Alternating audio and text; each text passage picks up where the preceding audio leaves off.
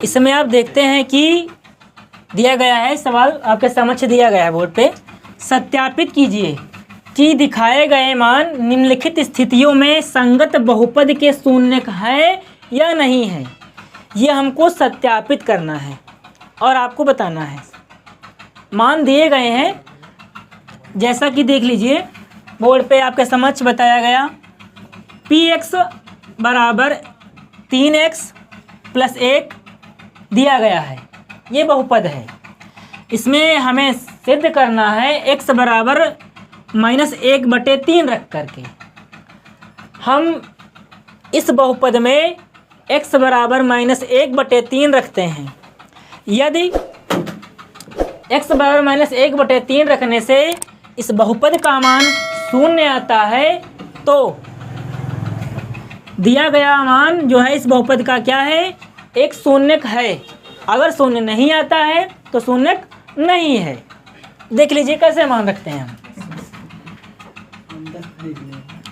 दिया गया है px, तो x के स्थान पर रखना हमें है -1/3। तो यहाँ पर हम रखते हैं -1/3 बराबर 3 × -1/3 प्लस 1। 3x प्लस 1 में हमने x के स्थान पे क्या रखा, -1/3। तो यहाँ पर 3 है, 3 रखा गया इंटू x के स्थान पे रखा गया -1/3 प्लस 1। बहुपद में लिखा है तो वहीं लिखा गया। अब हम देखते हैं कि लिखा गया यहाँ पे 3 × -1/3। हम देख पा रहे हैं कि ये 3 का 3 से भाग होता है, 3 3 कैंसिल हो जाता है, कट जाता है। बचता क्या है यहाँ पर, ये +1 लिखा रहेगा और यहाँ बचेगा आपका -1। क्या बचेगा, -1। तो -1 और +1, -1 को जब हम +1 से जोड़ते हैं तो माइनस प्लस होता है माइनस, माइनस होता है तो 1 से 1 जाएगा, क्या बचेगा आपका, शून्य बचेगा, शून्य बचेगा। अतः इसलिए जब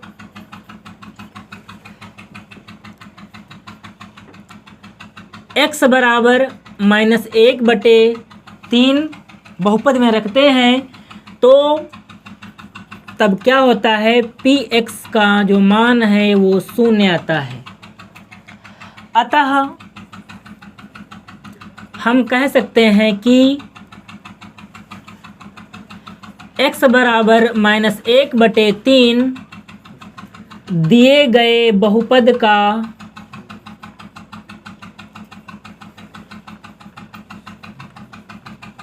शून्यक है।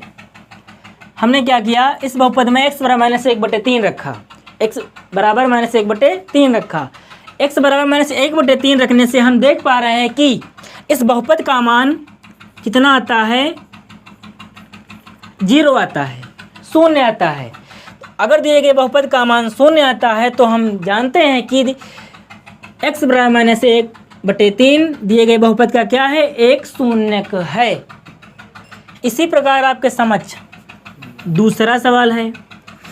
इसमें हम क्या देखते हैं, इसमें दूसरा मान दिया गया है, x बराबर दिया गया है 4/5। बहुपद का मान भी दूसरा है। चूँकि px बराबर क्या दिया है, 5x - पाई। अब यहाँ पर पाई दिया गया है, कोई ना अंक है ना कोई बीजगणितीय पद है, तो इसमें हम क्या रखेंगे मान। आपको पता है कि पाई के मान होते हैं 2, एक होता है 180 रेडियन में होता है 180, बाकी हम मान रखते हैं 22/7। क्या रखते हैं, 22/7। तो इसमें आपका मान रखा जाएगा 22/7। तो इसमें हम 22/7 मान रखते हैं, ठीक है।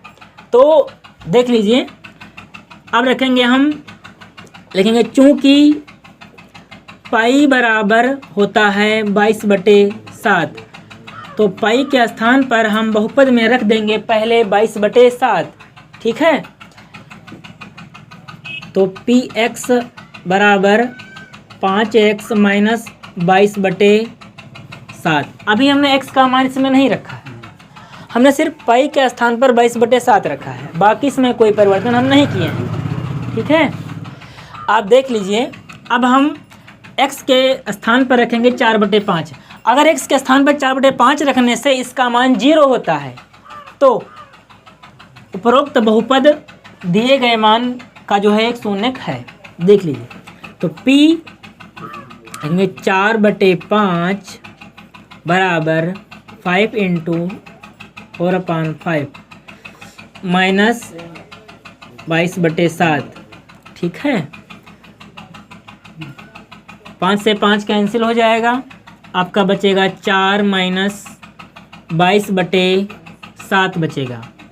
इसमें हम क्या करेंगे, 7 चक्कू 28 और 28 से 22 घटाएंगे तो कितना बचेगा आपका, 7 चक्कू 28, 28 से घटाएंगे 22 तो आपका बचेगा 6। कितना बचेगा, 6 बचेगा।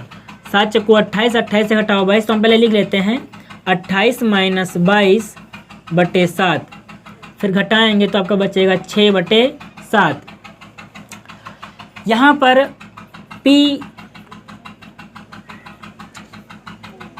4/5 मान रखने पर उपरोक्त बहुपद का मान 0 नहीं आया, शून्य नहीं आया। अतः हम देखते हैं कि जब हम लेते हैं क्या, x बराबर 4/5 बहुपद में रखते हैं तो बहुपद का मान शून्य नहीं आ रहा है। अतः हम कह सकते हैं कि दिया गया मान उपरोक्त बहुपद का एक शून्यक नहीं है। इस प्रकार से हम सवालों के या बहुपदों के शून्यक बता सकते हैं कि यह बहुपद का शून्यक है या नहीं है। हमें सिर्फ और सिर्फ x और y की वैल्यू रखना ही होता है। अगर मान 0 आता है तो शून्यक है, नहीं आता शून्यक नहीं है। धन्यवाद।